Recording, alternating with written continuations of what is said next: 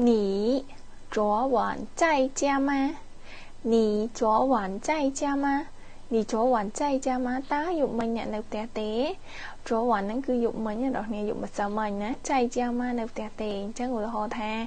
mà sao mình dương kho tại có tại chạy đón có đã lực tu sạp chắc đọc về ngày nó dương kho tầm đồng tiền dương sa hay sao mình nhận tè ạt ui mà vào tả tiếng hoa mấy lần chia na ni昨晚在家吗？你昨晚在家吗ta dùng mình nước này nêu tè ạt ok 我打电话打了5次nhưng tê làm phèm đâu ấy 但是都没人接đã bên này多少你昨天去哪里了 sao mấy nhà anh tên nè ok chắc nghi nghi sửa sửa đã nghe taประโยคទី2 nhé 我喜欢你的车我喜欢你的车 nhóm chú chật là bỏ nè喜欢 nó cứ chơi chật nè ok 车 nó cứ nè đó nè đằng ngày 车 nó cứ làn nè 我喜欢你的车因为你的车太漂亮了nè lời xa là bọn này nó xa nè 就是我喜欢的类型 คือជាប្រភេទ là នៃខ្ញុំស្រឡាញ់អញ្ចឹងណា ok យើងក៏វល់ដែរ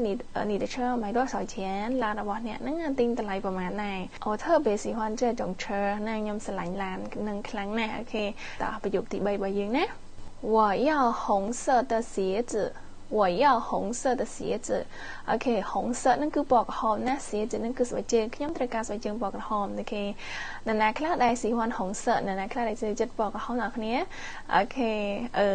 bỏ cái hòm បើសិនយើងនិយាយវិញភាសាយើងគេហៅថា bỏ ហុងស៊ុយណា ok តែមានឆ្នាំខ្លះប្រើបានឆ្នាំខ្លះប្រើអត់បានទេសម្រាប់ bỏ cái hòm អញ្ចឹងណា ok ទៅតាមធាតុទៅតាមឆ្នាំរបស់គាត់ជាគេអញ្ចឹងនេះគ្រាន់តែជាមេរៀនទេណាអញ្ចឹងស្រាជានេះថ្នាក់ពាក្យជានាមអ្នកគ្នាអាចដោះដូរបានណាយើងចង់ដាក់ជាកាបូបក៏បានជាស្អីក៏បានដែរឲ្យតែវា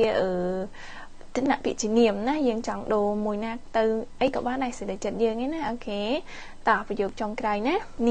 还在等什么你还在等什么តើអ្នកនៅរងចាំអ្វីណានេះហើយចៃតឹងសិនមកបើសិនជានេះជាសំណួរដែលយើងសួរគេដែលរៀងសកត់ធ្ងន់ណាដល់គ្នាតែបើសិនជាយើងចង់ឲ្យមានន័យរៀងស្រាលព្រោះស្ដាប់ណានេះហើយចៃតឹង什么ណាឃើញទេគ្រាន់តែដាក់ពាក្យសំនួនtrongប្រយោគចូលទៅ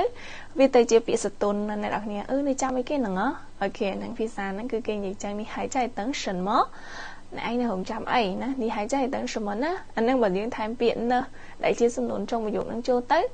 ស្ដាប់ទៅគឺវាមានអត្ថន័យស្រាលជាងហ្នឹងឯគេអញ្ចឹងនៅសកឃើញគេកំពុងតែអង្គុយលេងអីចឹងអត់ដឹងធ្វើអីយើងក៏ដើរទៅយើងសួរហើយធ្វើអីគេហ្នឹងអត់ទៅណាអត់ទៅឯនេះហើយចេះ等什么នេះចាំអីគេទៀត